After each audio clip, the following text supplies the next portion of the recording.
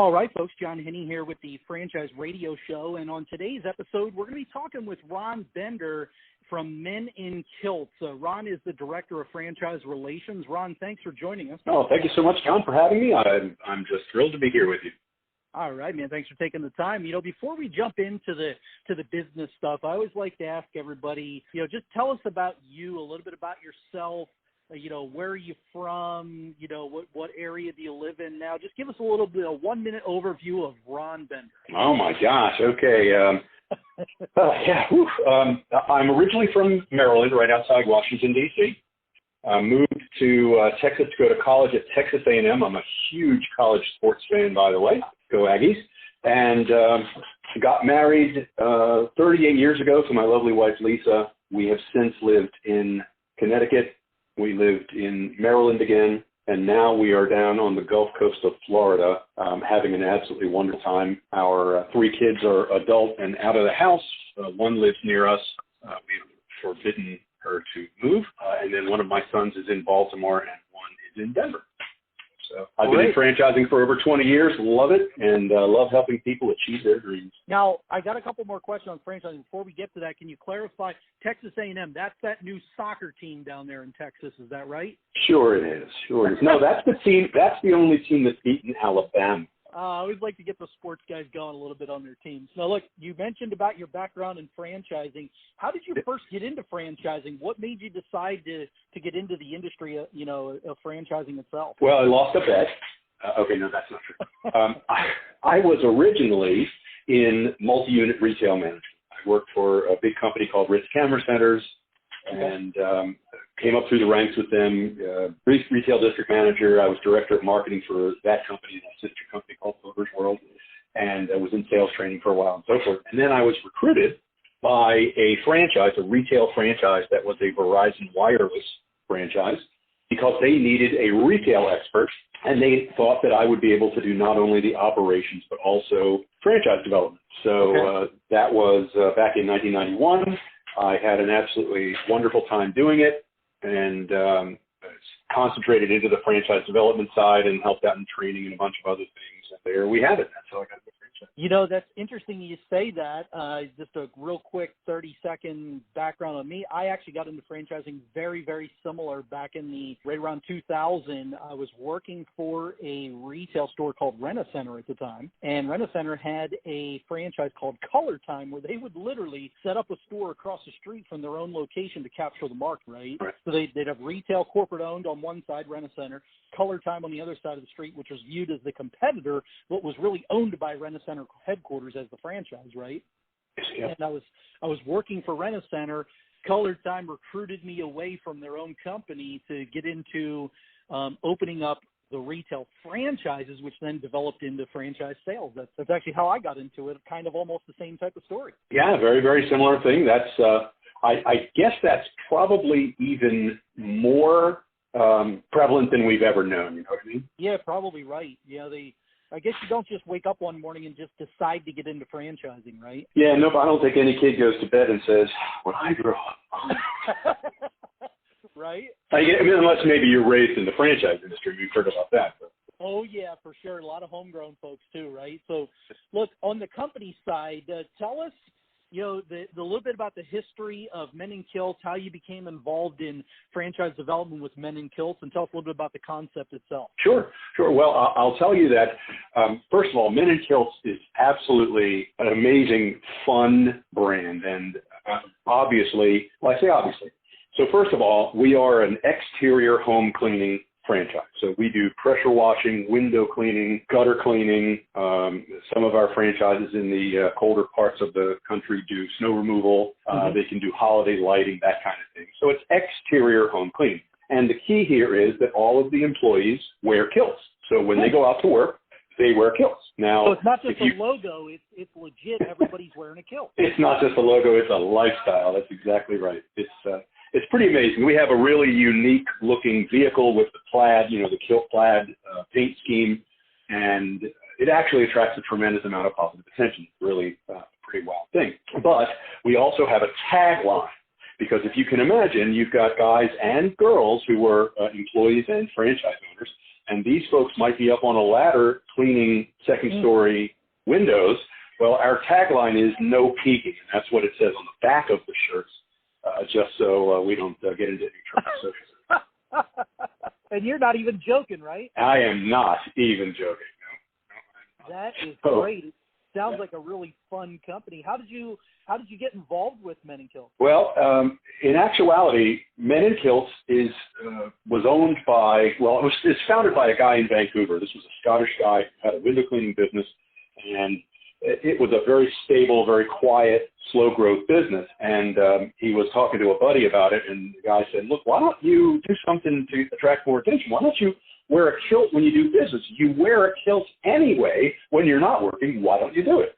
So he thought about it, and he decided to do it. Well, he did. That was back in 2002, and the company started to explode, and he actually sold to another franchise organization, which was at the time called Made Pro, home cleaning, residential cleaning.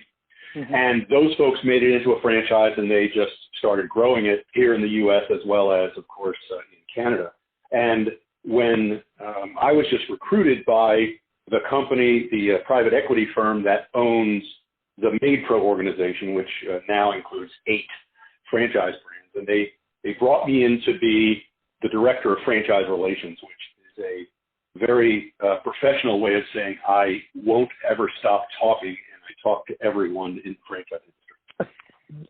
So you're like an ambassador in franchising, is that what you're saying? Exactly. I've been called the mayor before, but the same thing, you know. I like it. Yeah. Good deal. Well, my next question was going to be, what is unique about the franchise? But all jokes aside, right? I understand the whole theme behind the business, but what really differentiates the franchise owner out there on the streets from other folks that might provide the same services besides the branding itself? Is there anything else that your franchise owners use to differentiate themselves? Yep, of course. Now, to consumers, to the potential customer, the things that are different about us are, first of all, we have pretty unique equipment.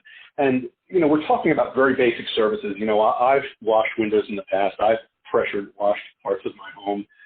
I've cleaned out my gutters.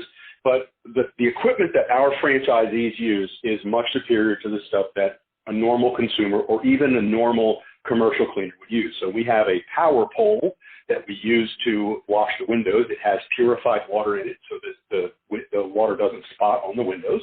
Pretty neat. We have a pole with a gutter camera on it so that we can actually check the gutters and see exactly what needs to be done so that we can clean them most efficiently from the ground. And we have very, very high quality commercial pressure washing equipment. And the real differentiator on that side is if you use a pressure washer at home, use a normal pressure washer you go get at a hardware store. Right. You have to be very careful because that pressure washer can pull the siding off your house. It can absolutely peel the paint off.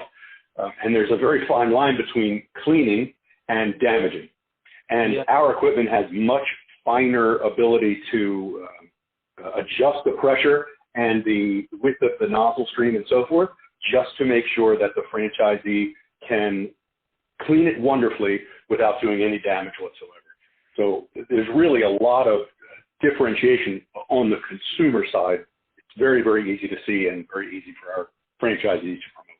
That's great. I'll tell you, those pressure washers are no freaking joke, man. They will take the skin off your hand. Let me tell you by personal experience, okay? I'm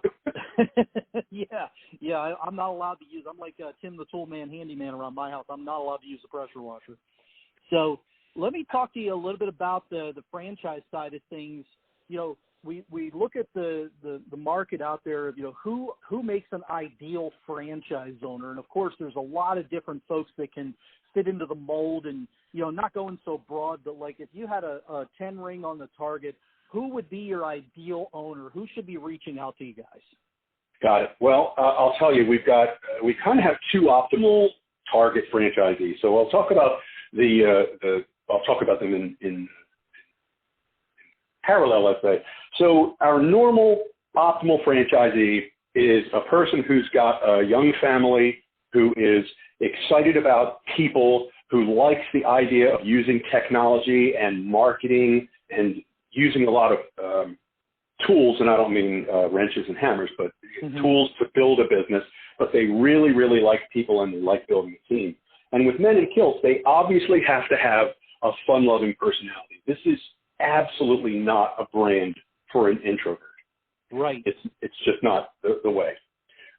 And that's the standard optimal franchisee. But we have another side of the model where it's a semi-passive or semi-absentee model. And what that really means is that the franchise owner spends 15 or 20 hours a week managing the manager of the business.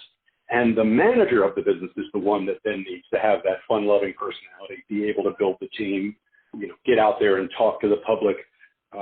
And just as a continuation of this, we don't have anywhere near as much trouble hiring people as a lot of brands and a lot of companies are having in this terrible time of unemployment. And the reason is that we're not targeting the same kind of person who might be otherwise looking at a job in fast food or retail. We're looking for people who have larger-than-life personalities, who want to wear a kilt, who don't mind talking to people, because everybody who sees you in a kilt is going to ask you about it. Sure. And that person is much easier for us to keep, happy as an employee, and they do a great job actually building the business through referral sources.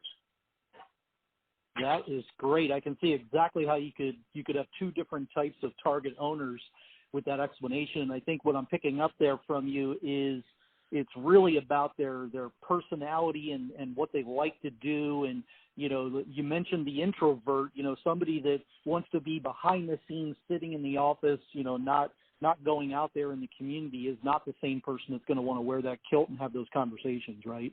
Exactly. Yeah, that makes a lot of sense. What's a typical day in the life of a franchise owner? What are they doing out there? You mentioned things about either hiring a manager or hiring the team. So, of course, we get that part of it. They're going to do some interviews and meeting folks and stuff like that. But what's a typical day for a franchise owner if they have the team in place? What are they doing? Well, they're doing a lot of networking. That's probably the majority of the marketing things that they will do is they'll network. And they might be networking at business events like Rotary Club or other types of networking groups, but they also might be reaching out to property managers, reaching out to real estate personnel, really reaching out to home inspectors, because in many cases they are referred to a homeowner by one of those professionals. They also do a lot of communication with their team in the field. They work on scheduling. We have a great piece of software that does the scheduling with the franchise owner, and we've got a national sales center that does most of the estimates and most of the job schedules and all that kind of thing. So they're not knocking on doors offering services, but they may be preparing other marketing initiatives. They might be deciding on doing a direct mail out, or maybe even ordering door hangers that their staff can drop on the neighboring houses after they've completed a job in a neighborhood. It's most of the business is either recruiting or it's working on the marketing issues. Okay, good deal. And I can see how that can fit in with the type of person that is your target owner or your target manager, depending on the model that they're looking for. I can see how that could also relate into that, because that introvert's also not the person that's going to want to go out there in the community and build that networking relationship either, right? So, correct. Yeah, I can see how that can fit right in there. Let me ask you, what's the top misconception about the franchise in and of itself? Like when folks first look at Men and Kilts, right? What do they think? What's the biggest myth or thing that gets brought up in the conversation during the due diligence that you want to get out there and say, look, this is what everybody thinks, but this is what it really is? Got it. Well, that's a double-edged sword. The absolute question that we hear most often is, does everybody really have to wear a kilt? And yes, they really do. So that's not a misconception. That's one of the biggest questions. I guess the big misconception is that people think, first of all, it's only a business for men, and it's not. Some of our most successful owners are female. Many of our employees and even the management team are females. And I guess the other side of that misconception is people think that all we do is window cleaning, because originally it was Men and Kilts window cleaning. Sure. And people will tell you, oh my gosh, well, I'm in this part of the country, that you can only do that during the good weather. We have rain, we have snow, it doesn't work. It's seasonal. It's not. There's so many other services that we provide, and we're always introducing and testing new services to provide. So it's nowhere near as narrow a model as I think most people.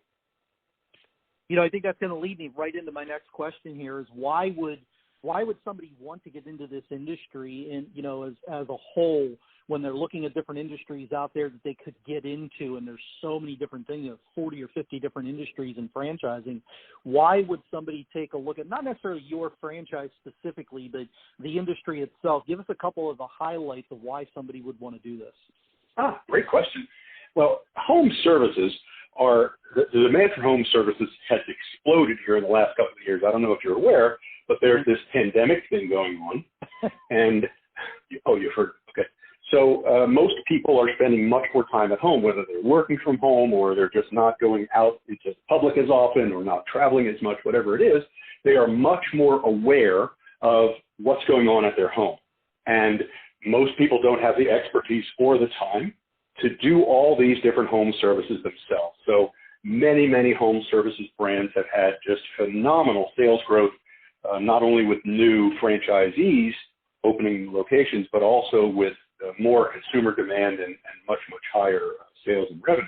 So home services absolutely is never going away.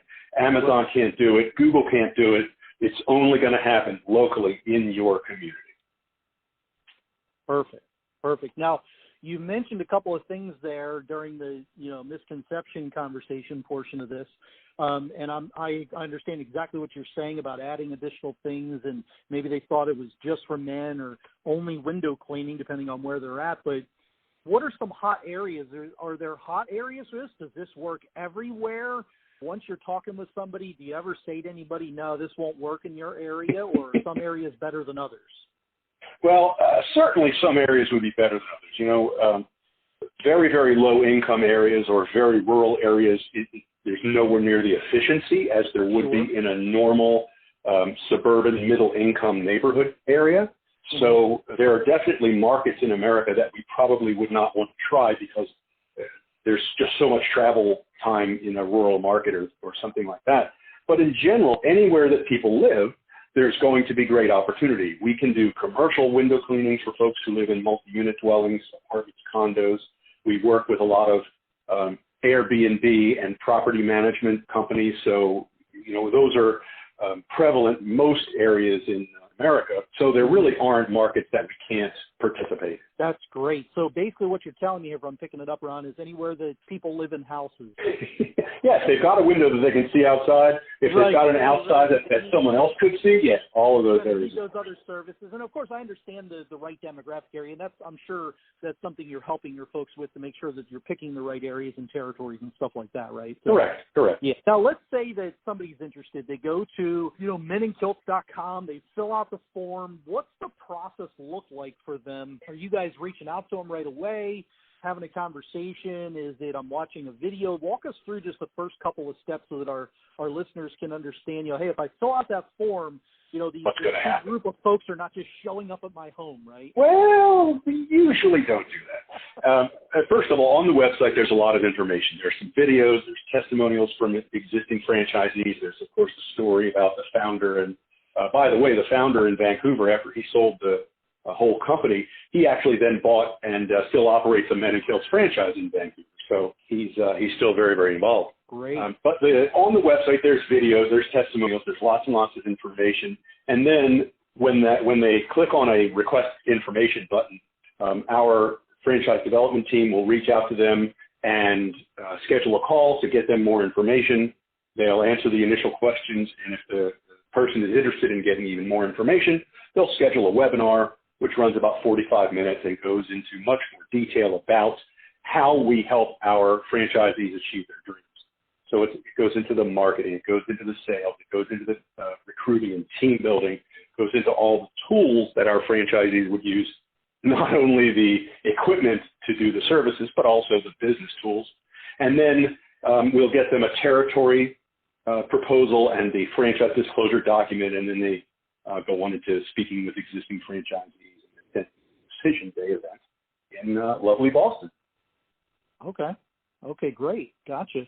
Now, how long does it take? Somebody goes through the process. It's a marriage made in heaven. They've always wanted to wear a kilt, for a living. Yep. Once they come on board, you've got an onboarding process, I'm sure, but how long does it take somebody to actually go from the time I become a franchise owner with the company till the time I'm actually opening up the business and actually being able to start, generating revenue for my new business? Sure. That's about 60 days. We have a very, very strong training period and onboarding period, much more in-depth than most franchise brands.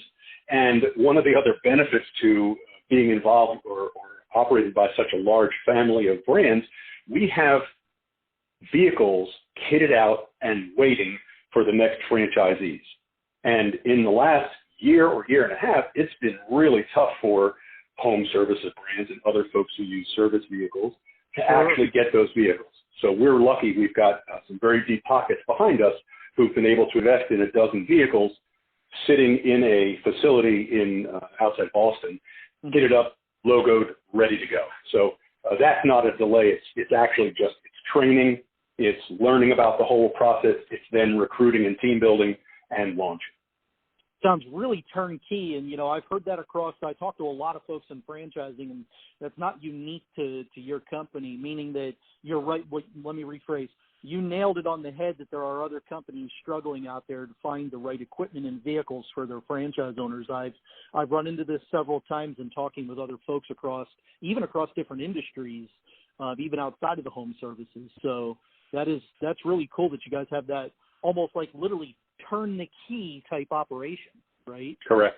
They're driving it home or shipping it home depending on where they're at. So now look, we coming from the franchise world and having been done this for a really long time, this is a big question, and I always reference our listeners to read through the franchise documents, see everything they need to see when it comes to this next question. But how much does it cost to start the franchise, with the caveat that everyone should read through the franchise documents, right? Yep, absolutely.